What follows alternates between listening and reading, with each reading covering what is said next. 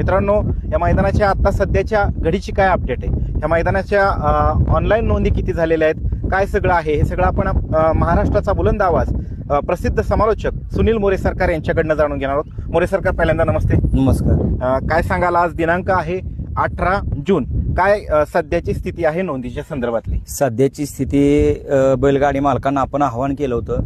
गेल्या वर्षी सुद्धा 3 दिवसात गाड्यांची नोंद पूर्ण झाली होती, परंतु गेल्या वेळेला नोंद करत असताना आपण कुठलीही नियम अट लादली नव्हती. यावेळेला नियम अटी आपण लादल्या होत्या की ओपनची गाडी नोंद करत असताना एक गाडी एकच नोंद करा, आणि आदतला आपण बऱ्याच जणांच्या बोलण्यातून आलं त्याच्यामुळे आपण एक चान्स दिला होता.